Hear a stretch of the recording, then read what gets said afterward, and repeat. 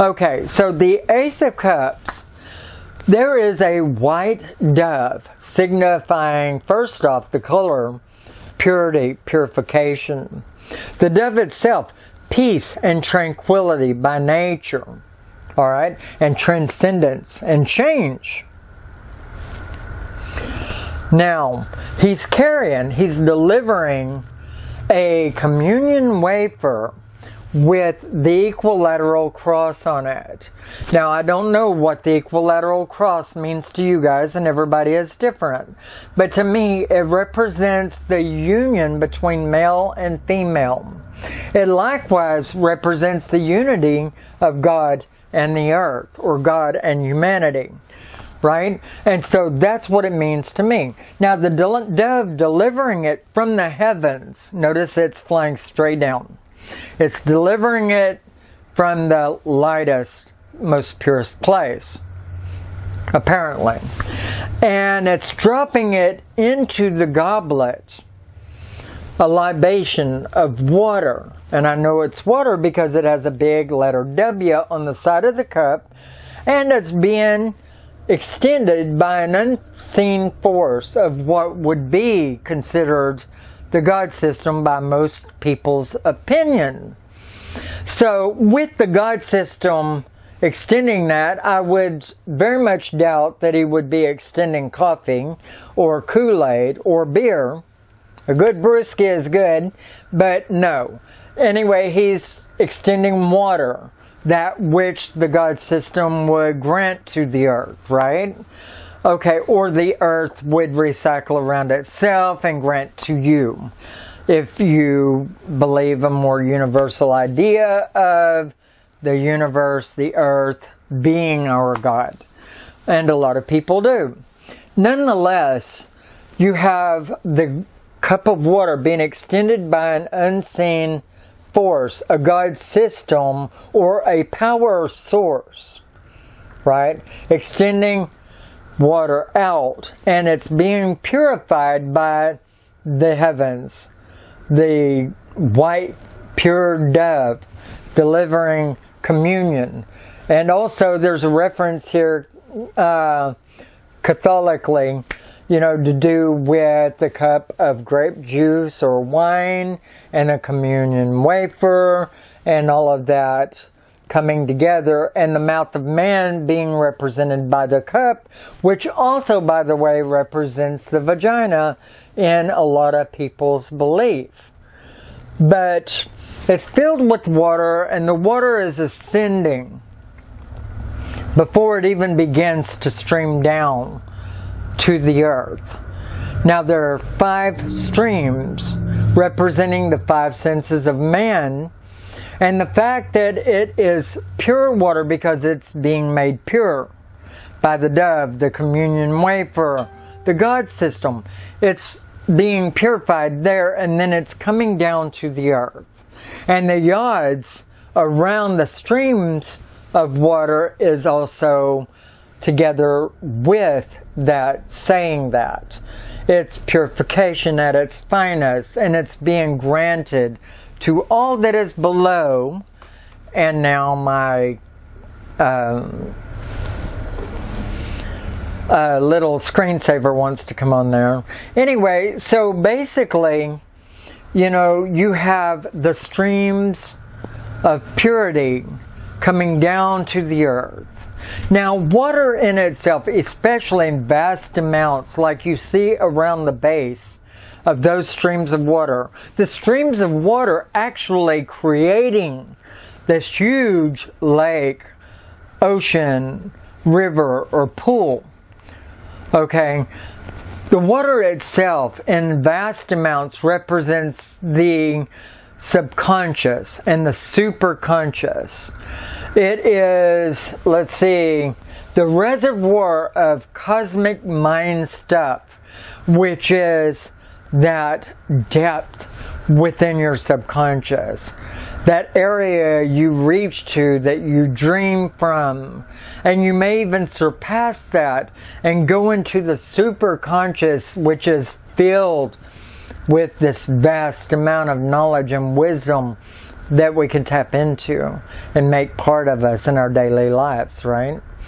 Anyway, so in that huge pool of water, you have lily pads coming forth, life streaming, or not streaming, you have life being created all around these streams of water.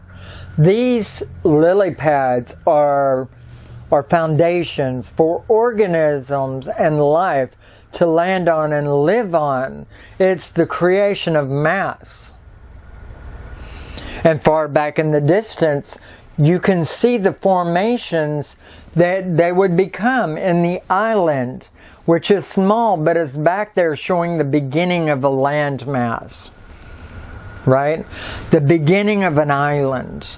And that would be like a new place, a new foundation, a new home, potentially. And so, okay, here we've covered all of the different symbols in the cards. It's all in gray, right? So that the white around the hand, the eminence of the hand, could be further illustrated and acted upon. So the gray itself means very little, except that it's that which isn't fully there yet. It's not dark and void, but it's not bright and complete either. And that's kind of what I get from the gray that's in this card, you know? Now, looking into the water, there's a particular design, and a lot of people don't even look into this. In the water, there's a particular design that is kind of, in my opinion, symbolic of a maze.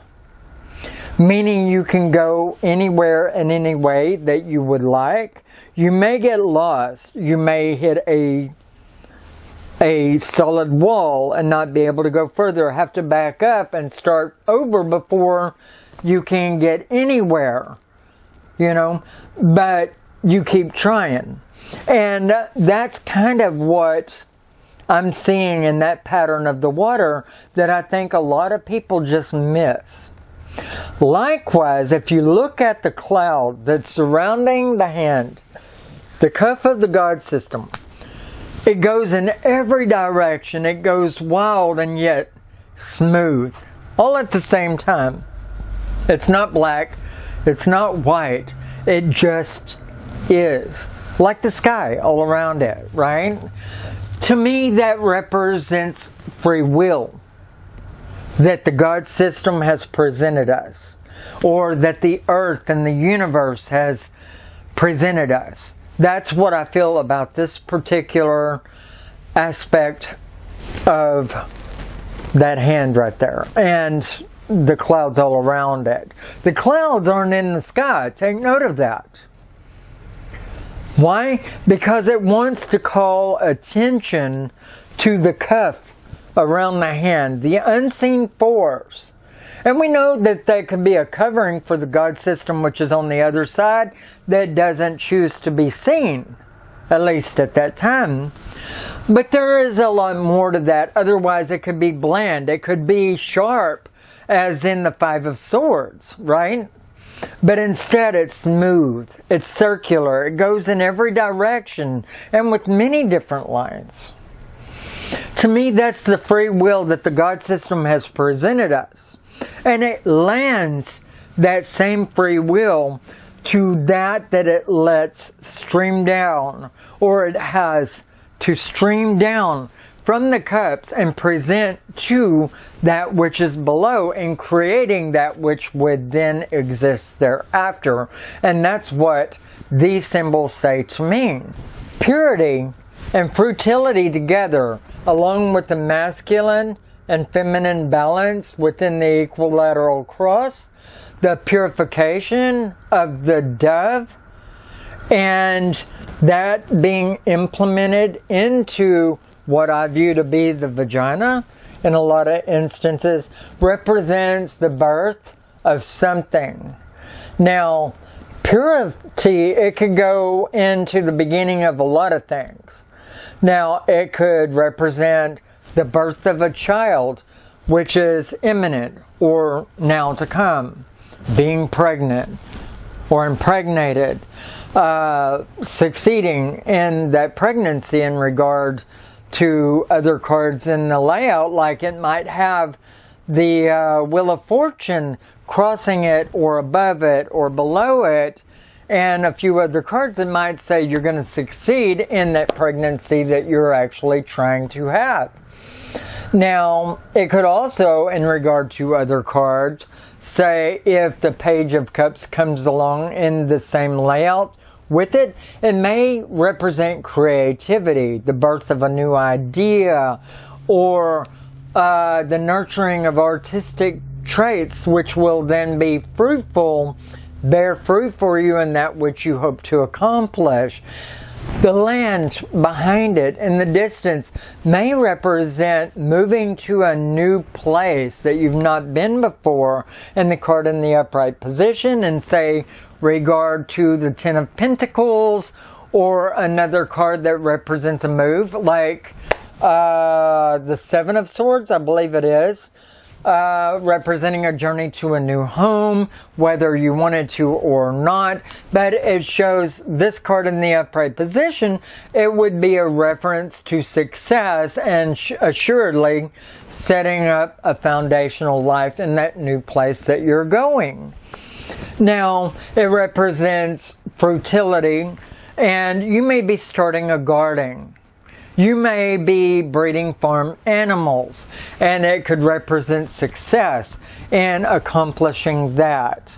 If you're starting a new spiritual pathway, it assures, in respect to other cards, that that will be a very happy and successful pathway for you once you get in there and embark on it and get comfortable with the people that may surround you or the place that you're going to for this, etc.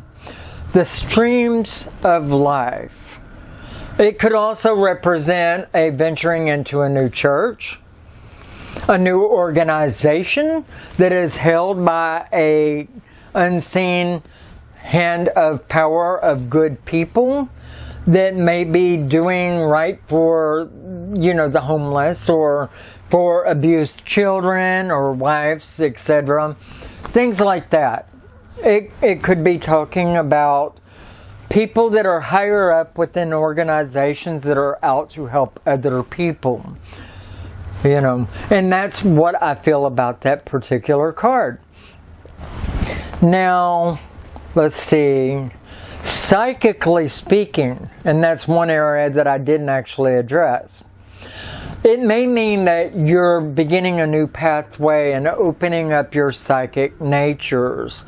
Or you may be opening a new branch of that. Or it may be saying that a new gift, although you've opened up certain gifts of the psyche, a new branch of the psyche, of either clairvoyance, clairaudience, clairsentience, or clairintuit.